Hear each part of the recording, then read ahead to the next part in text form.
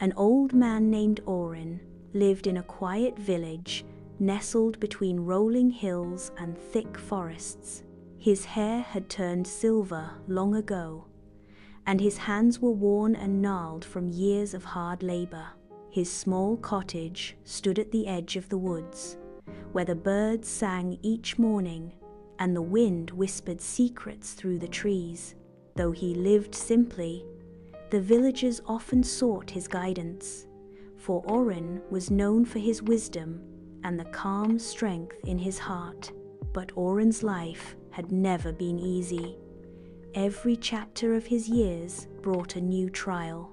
These challenges, while difficult, had shaped him into the man the village respected so profoundly. One autumn morning, the leaves swirling in gold and rust around his feet, Orin heard a frantic knock at his door. A young man stood there, breathless and pale. His name was Jack, and he was lost in body and spirit.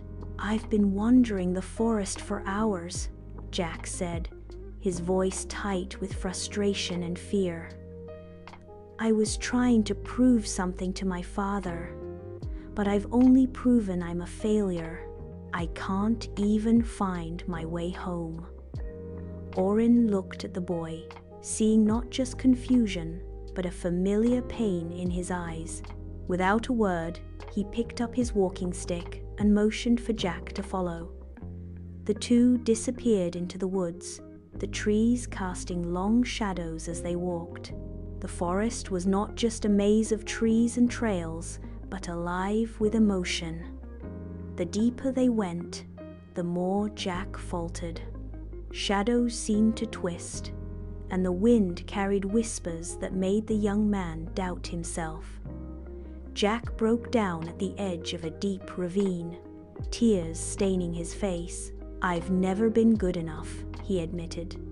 "Not for my father, not for anyone." Orin sat beside him, the crisp air tugging at his cloak.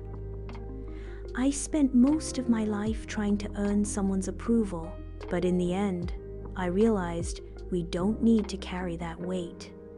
You're already enough, you just have to believe it." They didn't just find their way out of the forest that day, they emerged from something much more profound. As Jack turned to go back to his village, a little stronger than before, Orin stood in silence, knowing that sometimes the real journey is the one that happens within.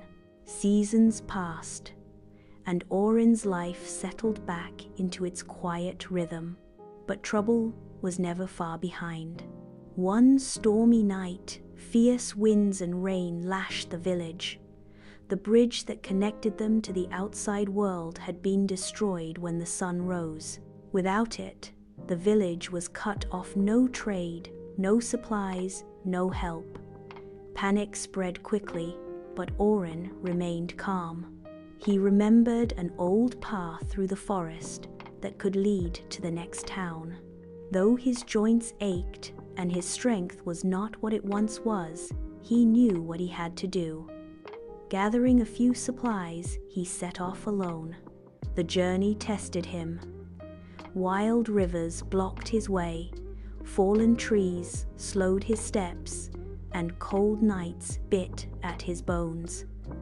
More than once, he stumbled, but Orin pressed forward, fueled not by pride but by duty. Memories of the past walked beside him, moments of failure, grief, perseverance.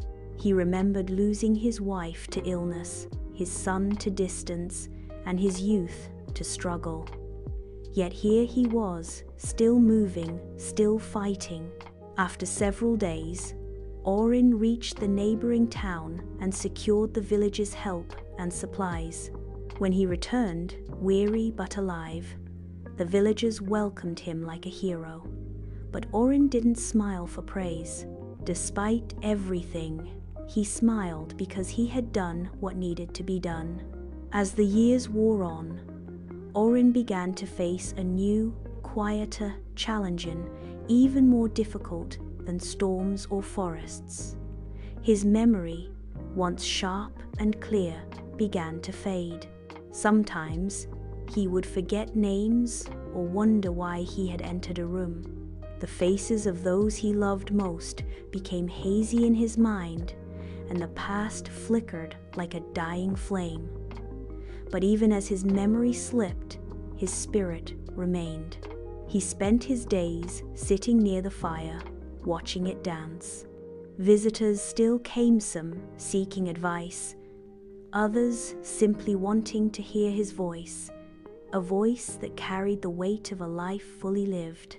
One evening, as the sky blushed with the colors of dusk, Orin closed his eyes and thought of all he had endured, getting lost, getting found, losing loved ones, rebuilding bridges, both real and emotional, helping others while carrying his own quiet pain.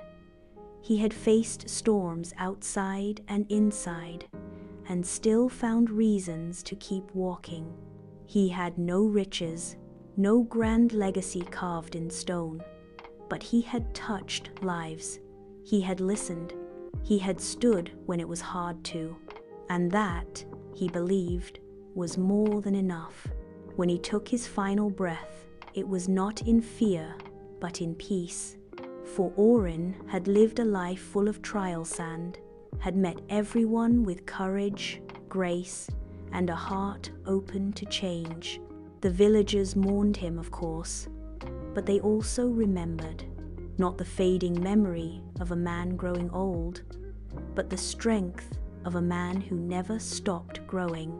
And in the quiet spaces of their lives, whenever they faced hardship, they would think of the old man by the forestand, find their way forward just as he had taught them.